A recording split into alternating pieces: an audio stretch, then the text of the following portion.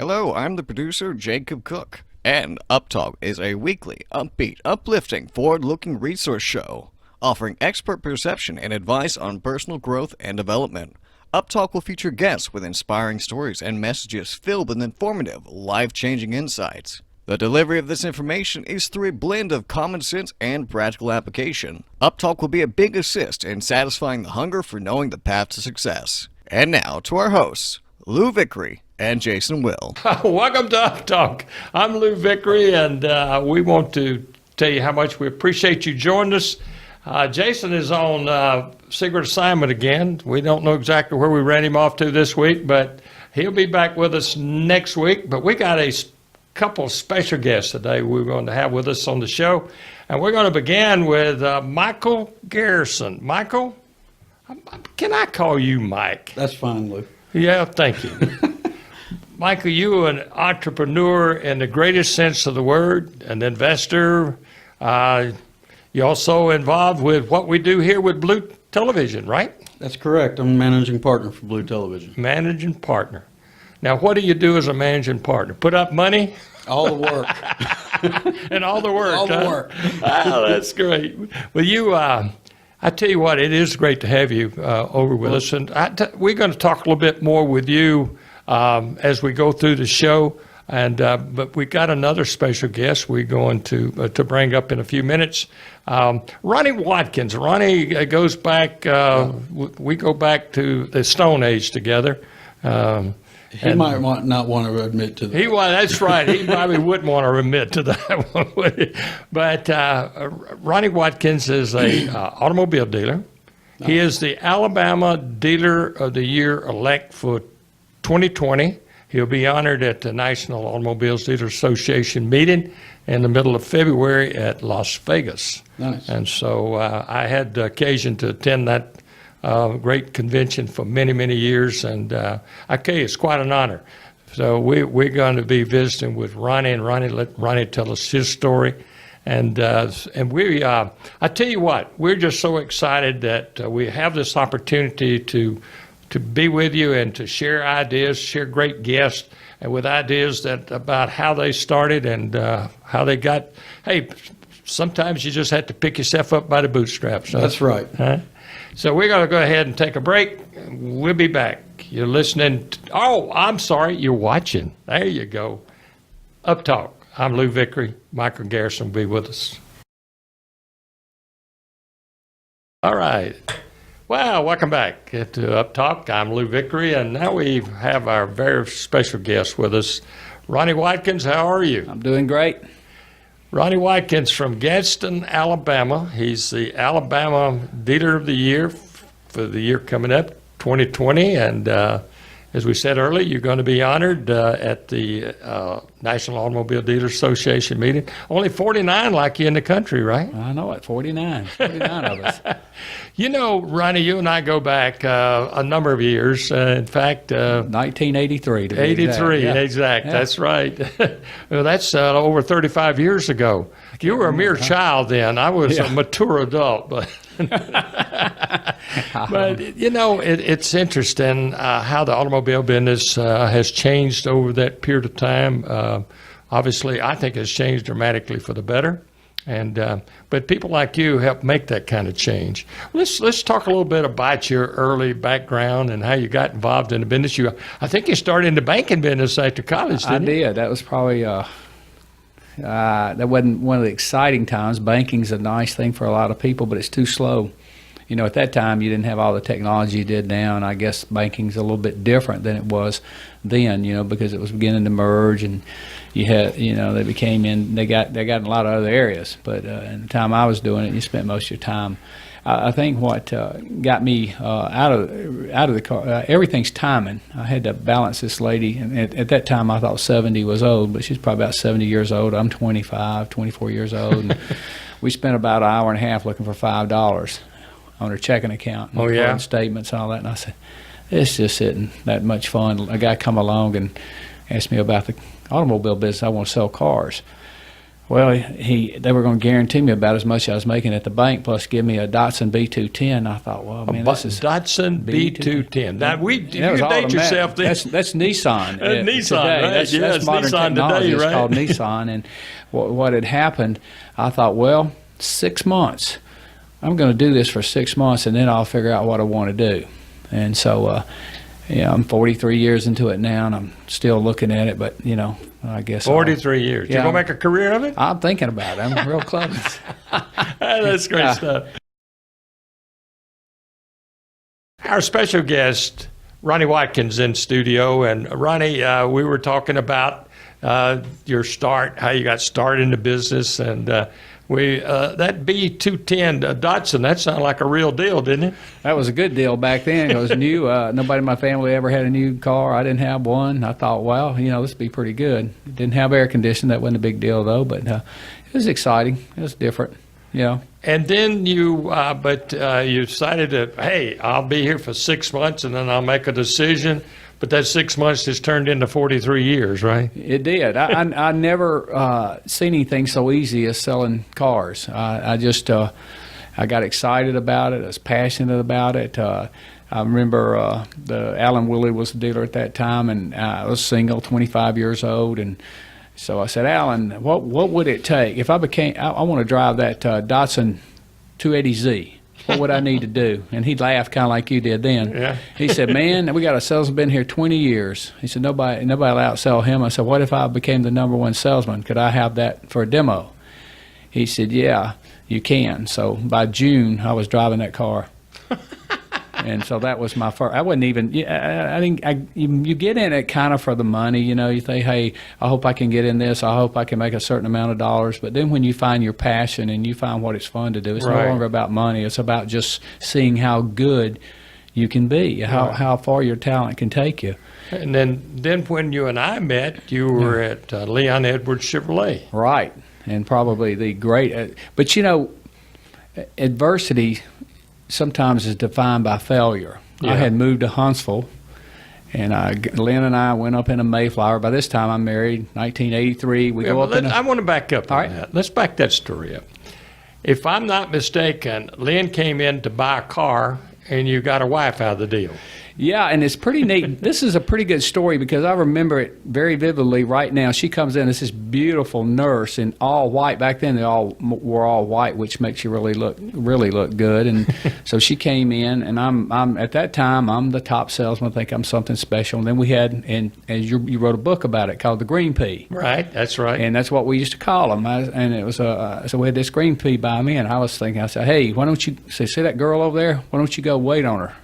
So she, when maybe she'll buy something. And of course, me and some of the more experienced dumb salesmen, we all kind of said, let him go ahead, and he'll have to have her wife or her daddy or something like that. Well, she bought the doggone thing right off the showroom floor. Grand Prix LJ. At that time, it listed for about $9,000. That's what a new car listed for. And then he left. I knew he wasn't going to make it. And then I thought, well, how you have to follow up on what they call orphan owners in the car business. So I thought, well, I'll take her. I'll follow up on her and check and see how she's doing. And she was doing pretty well. And she was a nurse, had a good job. And, and I thought, well, we started dating. And, a year and a half later, we were married. And so she's still hanging in there with me. How many years now? We're going on 40. 40 years. How about that? Yeah. I have 3 daughters. 3 daughters. We've got 4 grandchildren. Yeah. Life is really good, especially when you get grandchildren. Oh, tell us about it. Oh, man, it's unbelievable.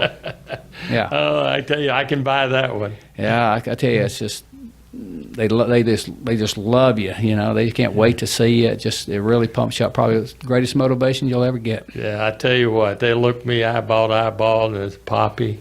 That's my name. That's what yeah, you go same by, thing, Poppy. yeah. That's good. 2 Poppies. Yeah. And they'll say, Poppy, I love you. Well, what do you want, sweetheart? So true. But they don't tell you that because they want something. Ronnie Watkins, our special guest here on UpTalk. We're so excited to have Ronnie. Ronnie and I go back many years and have shared a lot of great times together.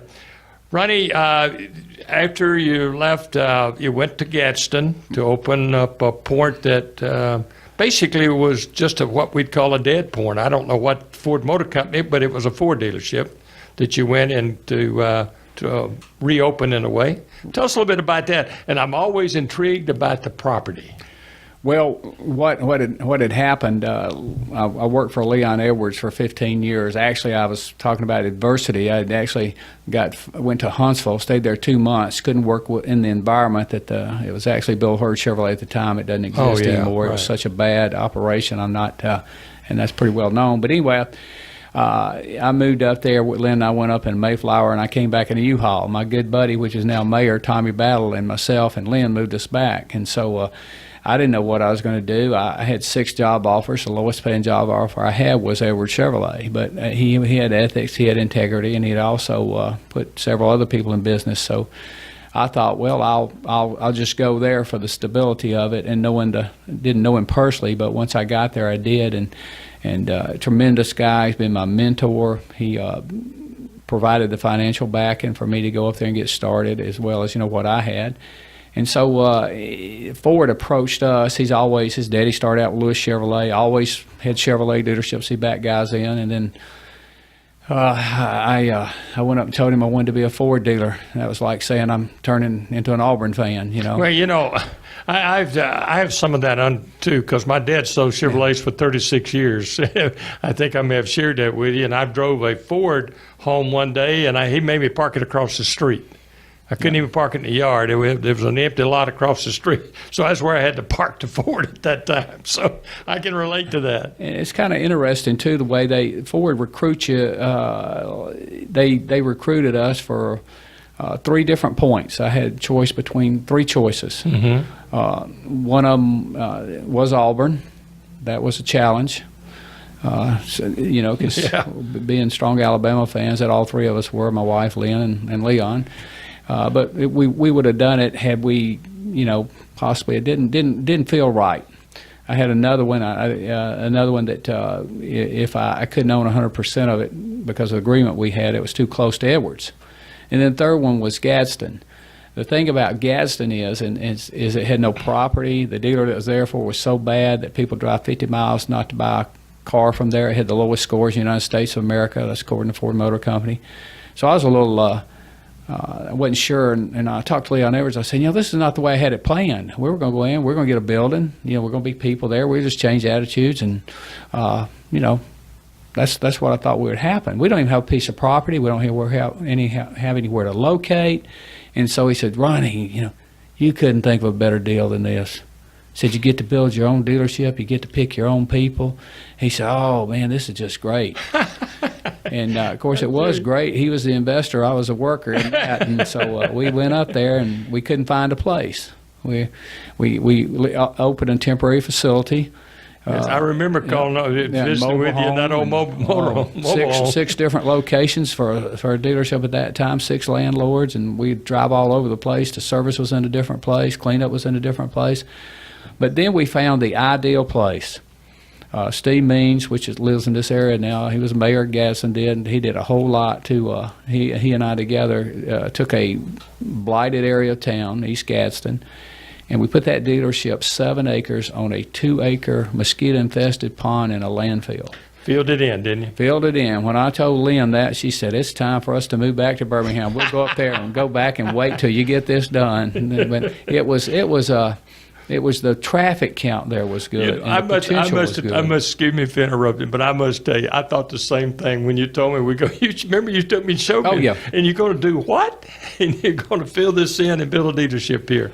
But it worked extremely well. It did, and it really stirred up Gadsden because that's the first time Gadsden had really done incentives. And incentives are quite common for businesses now. And there were people just criticizing us. I called them cave people. Actually got it from Paul Feinbaum, Citizens Against Virtually Everything. But you have to put blinders on. You can't listen to them. No, you gotta go where you gotta go. As I like to say it, you got to listen to your heart. Right. Listen to your own heart, because there's always somebody around to tell you. And generally, the people that's closest to you, family members, have a history of doing that. Well, what makes you think you can do that, right? The thing about me, I had such a great experience because my daughters were so sold on me. Lynn was sold on me. I never had a problem with them. I just felt bad for them because everybody else had a problem with us, and particularly me. And that time, didn't have the internet. I was on radio programs, and people would call up, and you'd have to take the bash, and you try to explain to them what's going on. But today, a lot's changed in 21 years, Sure. and now I confidently say we're one of the most great corporate companies in Etowah County. We've given back to our community quite heavily, and we're proud Well, that's of that. what I want to talk about, because over the 21 years, you've not only developed a great business, but you've developed a great community business. I mean, you're involved personally in the community. Talk a little bit about that, and I want to talk about this Esteem program that Okay. you've been Well, involved in, okay? Well, obviously, when you have success, I think you should give back to those that gave to you, and we have a good partnership with all the people in Etowah County. People, it's tremendous. They have a love for us. We have a love for them. We're involved in a lot of organizations. In 2010, the new mayor gave me a key to the city. Of course, Steve had been there 24 years, and I'm sure he would have, but he's down here at the beach taking it easy now. We're all still working, but he, but I think one of the great honors I had was when Ford Motor Company selected me as one of 4 dealers in the United States of America for our community involvement in 2010, and Edsel Ford presented us with the Salute to Dealer, and that time he was just starting that program, and that was a great thrill. That came from totally unexpected. That was around 2011 or somewhere. Yeah, I was honored in 2011. I don't know if they called it 2010, but we went out to San Francisco, took my whole family. We got to meet the great Alan Mullally, which will turn Ford around, and I got to know him fairly well. And Edsel Ford, Salvation Army was one of his favorite charities, which is also one of mine too. So we had a common bond in that. But the Esteem program had a lot to do with that. I think it's an amazing story in itself. Esteem stands for Exhibiting students to have excellent minds. To encourage students to have excellent minds, and that was a program that the Housing Authority had sent out 100 letters to business people in the community, and at that particular time, I'm a Christian. I was having a little quiet time, and this letter fell on my desk, and I thought, wow, I'm going to call them and see what it is they're looking for. So I invited them over, and they wanted to do pizzas. And I grew up fairly poor, but pizzas, I thought, a pizza party for making A's and B's? Yeah, it cost you about $1,700. I said, this we got to do something. We can do better than this. Yeah. And they said, well, you're the only one who even answered the letter. Huh. I said, well, that's okay about that, but so, and I don't like to talk about money, but it made a significant contribution to them. And I said, I want to fund this thing. They told me that some of these kids had never been to a restaurant. Never been to a restaurant. Yeah. They'd never been to a skating rink, never been to a movie. So that all changed that year.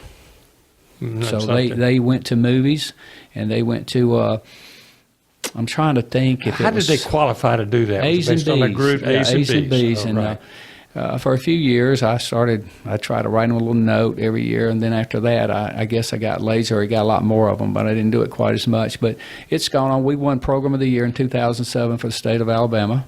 Mm-hmm. We're continuing it now. Matter of fact, I talked to them, and I told them, I said, once we get this going, you've got you're going to have a winning deal here, and you go out and sell other people. Now we have Honda, the manufacturer. That's right. And we have got Honda manufacturing in that area. It's 25 miles. They made a big donation. The city's gone in and donated. We have a couple of other sponsors now, but it's kind of like, and that's what I told them. Once they can see success, they buy into success. Mm-hmm. Oftentimes, people can't.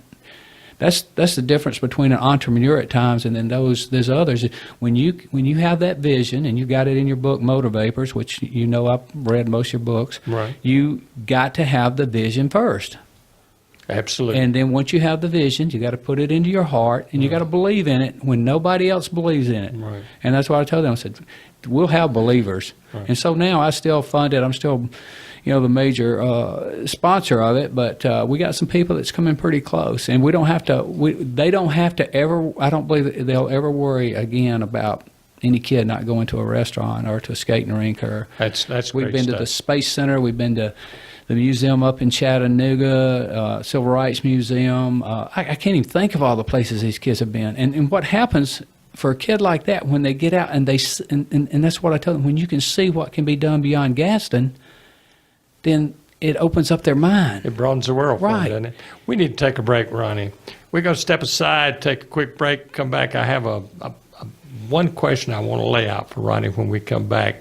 And Ronnie, that it would be if you had to share your vision of what you feel like it really takes to be successful. Let's talk about it when we come back. All right. Okay.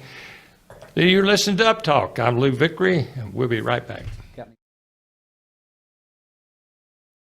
Hey, how you doing? I'm Ronnie Watkins, Ronnie Watkins Ford. Before I became a Ford dealer, I was an automobile salesman, and I became a sales trainer for about 15 years. And what we would do many times is we send people off to these expensive training programs. For instance, send them to Atlanta, pay a couple $1,000s to get a seat of about 100 people in it, and they have all this rah, rah, rah, and they teach you how to sell something. And you pay for the room and board and all this kind of things. But here's what really works. You get a good book. You can take a book and you take people like my personal friend Lou Vickers, which I know very well, wrote this book on motor vapors. I've actually bought this book. I gave it to our sales managers, our salespeople. I've done a sales meeting on it. And one of the things that really motivated me on this book is the one where it says, so do you want to be average? You think nobody wants to be average. And they really don't, but they don't have a track to run on. They don't know exactly what to do. This book tells you everything. This is not a book you get in and you read, I think it's 150 pages or whatever the length of it is. You don't read the book. You live by the book. You take the book, you find out where you're having a weakness in that particular day. Do you need to up your attitude? Do you need to be a gold digger that day? In other words, when he says gold digger, that's G-O-A-L. You have to go back and analyze your goals. What's your purpose here? What's driving you? What motivates you? What makes you want to do that? All of us need help and need motivation.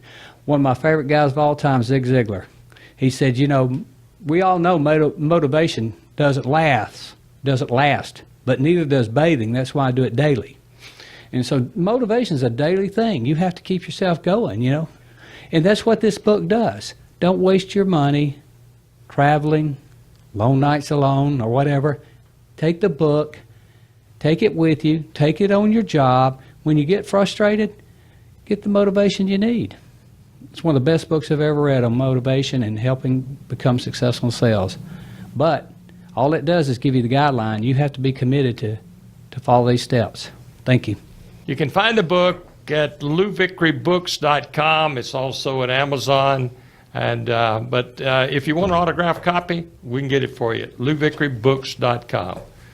Check it out.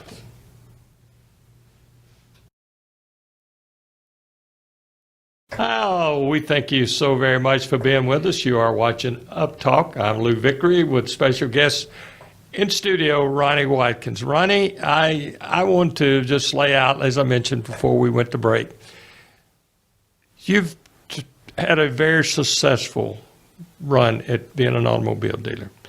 I know talking specifically about automobiles, but just in general, because, that's a true entrepreneurship, starting something from scratch and building it. What would you like to share with our folks, our viewers? Well, I think the big thing is, when you start a business and you're going to be involved with other people, it's just like a sports team. You got to recruit good people. Good people will make you look good, and you got to be selective, and you got to know.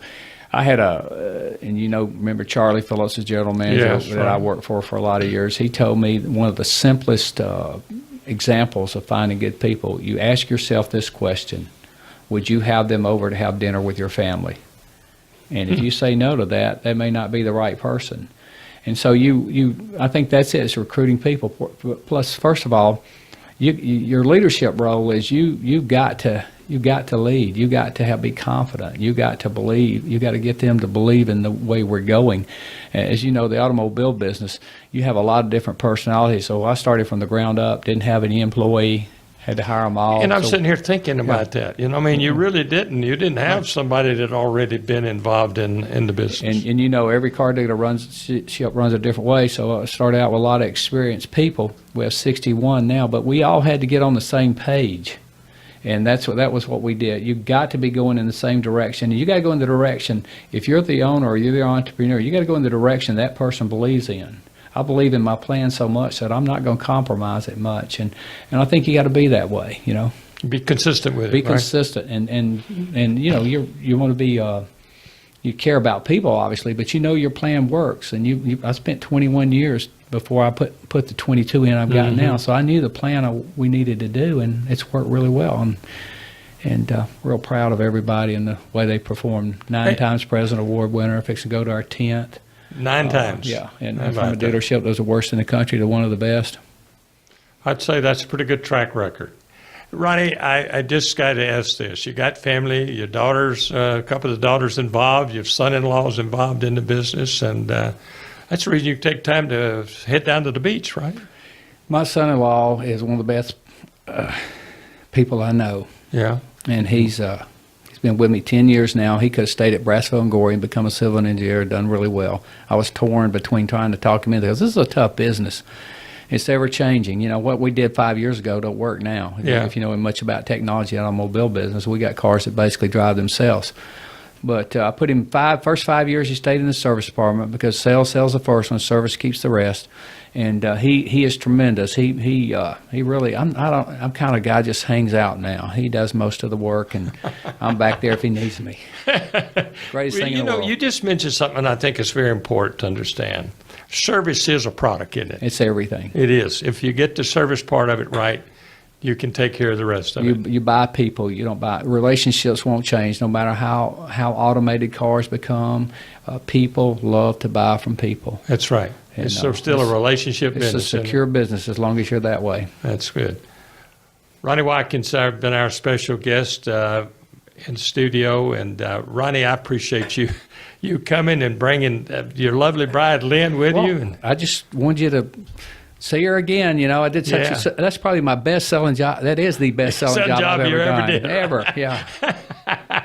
well, there's I hope nothing she's wrong still with sold, that. you know. and I want to personally thank you, because you have always been one of my biggest fans. You've the things that I've read written your and book. over the years. We started out with Touch of Gray. Yeah. I was looking at it the other day in my room at the house, and I can't remember. Green pea, as I've told you always, green pea. You really should have ran with that one years ago. Yeah, I didn't follow through on that one. I had to call you not till I get 35 more copies so I could share them with people. I've had people tell me that's the greatest automobile book they've seen. Well, maybe Motor Vapors is better now. Well, we start off by the fact that Green Pea is somebody that's new in the business, and I did that book for the book for Green Peas, and I think it would. Yep. You're right. Should have followed through a little bit more with it. Huh? But you know, that's okay. You did well with it, but it's a classic. All right. Well, I appreciate it. Ronnie, Yeah. thank you Thank for you. coming here. Yeah, thank you. We appreciate it very much. Okay. All right. We'll be back. We're going to take a break. You're listening or watching. I'm saying, Jacob has to give me a reminder, right? You're watching UpTalk. We're going back. Michael's going to rejoin us, and we're going to visit with him. Well, welcome back to UpTalk. I'm Lou Vickery, and now I'm joined again by Michael Garrison. Michael, you've done a lot of things in your life. Unfortunately. No, I don't say unfortunately, but you've been successful at most of them. Yeah, quite. I've had mild success. Come on now. You're talking to Lou, so you can just go ahead and lay it out there. When you talk about, you look back at your life, I mean, let's talk a little bit about your early life and how you got involved in being an entrepreneur, and just take it from there. Can we do that? Sure, yeah. Grew up extremely poor, wrong side of the tracks kind of kid. And anything and everything that could have been wrong, I probably had my hands in a little bit of it. But what I learned early on was, overcoming adversity was a very difficult thing. Yeah. So finding my way out of that neighborhood started with some education and so on and so forth. But what I found out is that, if I could get out, anybody could get out. So that's fueled my passion. And that's what I liked about what Ronnie was talking about, fueling your passion, live your passion, work in your passion, be others focused, give back, God fearing. I love his Christian values, morals, principles. Right.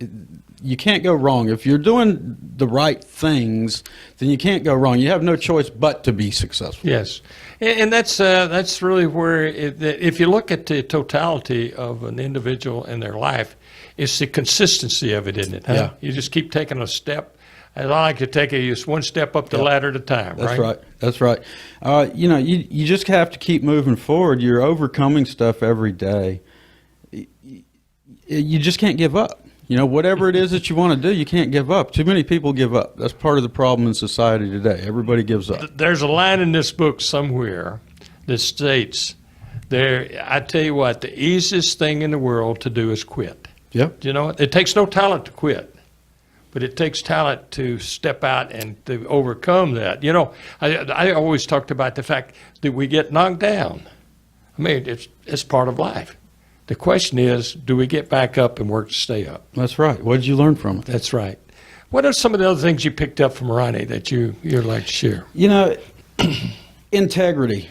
Everybody needs mentors, but who are you going to mentor under? You have to find someone with integrity. He mentioned, I could have gone here and it would have been a better fit for me, or I could have gone there and I might have made more money. Right. But it wasn't about the money. It became about the people in the area. I want to work for you because you're a man of integrity. I want to learn from you. And that's what he did, and he carried what he learned from him and just moved forward and became, extremely successful. Excuse me. But as you look back in your own, there's some, you can draw a parallel, basically, can't you? Huh? Yeah. And listen to Ronnie and your own background. Yeah, I think, a lot of similarities with successful people. It's all the same thing. Everybody does the basic same thing. Just have good values, morals, principles, be others focused. Don't allow your why to be money. It can't be, because once you start experiencing a lot of pain and discomfort, there's not going to be enough money to overcome that pain and discomfort. You have to have a strong why. You have to be very passionate about what you're doing, and just others focused. I ask people, what are your goals? Well, I want to make a lot of money. Yeah. I want to have a big house. Those are not goals. And that's not a goal. That's the result of goals. That's right. But you got to have the goals to take the steps to get to that place. That's right. We're talking about the fact that you have to be, you have to do, you have to have. Most folks turn it the other way around. They say, okay, if I have it, I can do it, and I can be, right? But you have to be first, right? You do. You have to be. Yeah. You have to be something. You're 100% correct. That's right. It. And so that's the as I call it, that's streaming. You're trying to swim upstream when you reverse it, but let's flow downstream. So you do. It's a lot easier. It is, isn't it? Yeah. Boy, you're looking at somebody who's taken a few years to understand that one now. What else you got that you'd like to share? One of the big things that I got from that was no one's going to become successful on their own.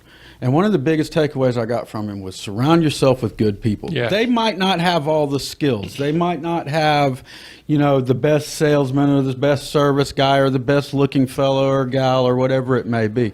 But surround yourself with good people, because you can teach them. You can develop these people. Sure. And That's more exactly often than not, your developed people are going to, they're going to outwork the people that actually have skills when they come to you. First of all, you don't have to untrain them from anything. But as long as they're just good people that have good morals, values, principles, you can train anybody to be, That's it. Michael Garrison, our special guest with us at this time, and we're going to take a quick break. Michael, we'll come back. I want you to tell our listening audience, our viewing audience, a little bit about your background and what you're doing now, and certainly I think there's a lot of parallel where you are and where Ronnie is. We'll be back.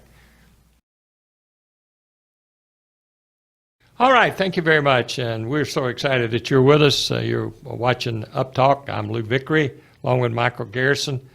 Michael, and I tell you, somewhere along in I don't know how many years ago you kind of got involved in the real estate business, and and that had came somewhat of a forte for you, right? A little bit, yeah.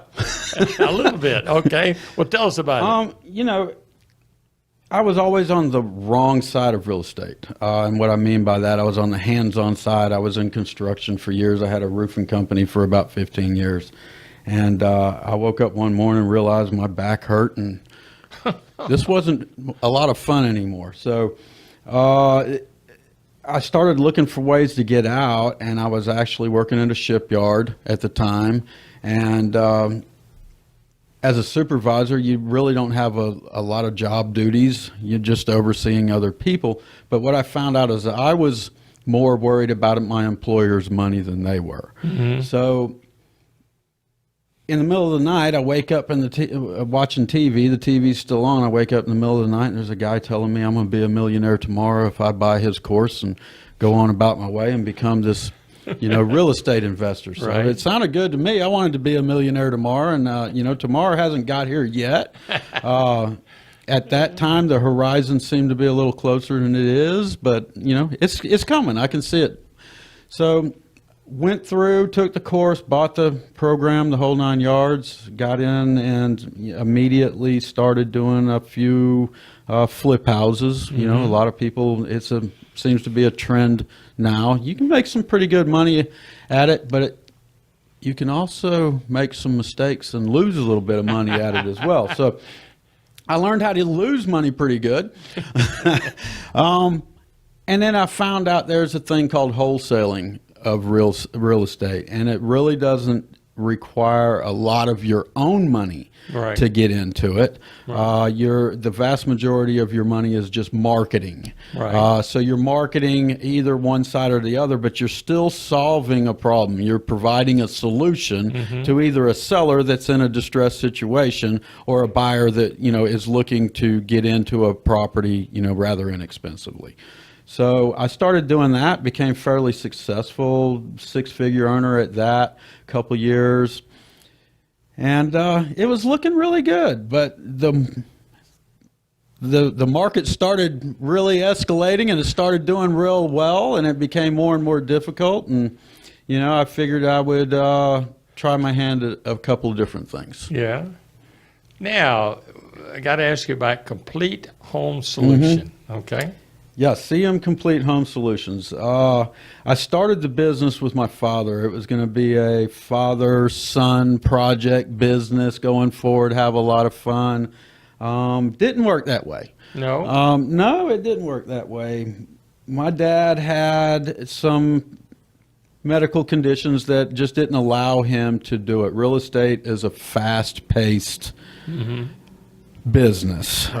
He can focus and grasp one thing really well, but in real estate you tend to do several hundred things at a time, and it was just a little bit overwhelming for him and extremely fast-paced and something he had never done. So at his age, the learning curve didn't work out. So it was Craig and Mike's Complete Home Solution is what it was. But so I kept the name. I liked the name. I didn't want to give that up. So I just kept the name and have gone on with it. And how many years has that been now? It's been about 6 years now. Now 6 years, yeah. Now, we're sitting here and we're doing this TV show, mm-hmm. and we're part of Blue TV. Blue Television, yeah, Blue Success Blue Television. And it's BLU. Yep. And that's Business Leaders United. Yep. How about that? And tell us about that. That came about, I had met a guy. I was invited by a realtor friend of mine to come hear a guy speak. And I don't know if you've ever heard a guy speak, but I've heard quite a few guys speak. Yeah. So I wasn't super excited about hearing another one, but to appease her, I showed up about 45 minutes late, and I caught the tail end of it. And super nice fella. So he was rather engaging and so on. And I thought I made my obligation. I was done. So the following week, she tells me, "Hey, you got to come hear Dan speak again." His name's Dan Vega. You got to Yeah. come hear Dan speak again. And I'm like, okay, I'll come hear him. So this time I wasn't quite so late. I was only about 30 minutes late. But the topic that he was speaking on really resonated with me, and it made me want to know everything the guy knew. So I hired him as my business coach. I took him on as my mentor. We became very good friends, which we are still today. And we've actually become business partners. But the way it came about was really funny. He's not a real estate guy. No. And I wasn't into the different things that he was doing, book publishing, oil and gas, different stuff. I didn't know anything about that kind of stuff. So when this opportunity came up with the television network, Right. I was kind of in a little bit of limbo with my real estate company. My partner was moving to Denver. Another guy that worked with me, he decided, he was going to go his way, and I didn't want to be in business alone again. Right. It's more fun if you surround yourself with people you can joke and laugh and have fun. So the opportunity came up to jump into something that neither one of us really knew anything about. Well, the learning curve is a lot steeper and faster than you would like to admit. Yeah. My understanding when we first started is we were going to outsource a lot of, the coding, the different things it took to get the network live, building websites, all that kind of stuff was going to be outsourced. Well, we outsourced to some people from India, so the time zone difference, the language barrier, the understanding, the vision, all the different things that went Right. into, creating the network, how we wanted it, just didn't work out well with the people from India. They were doing a great job. It just wasn't what we wanted. Sure. So me, being the smart guy I was, I decided, hey, I'll just bring it in-house and I'll get it done. I got it done. And you still haven't. I'm still getting it done.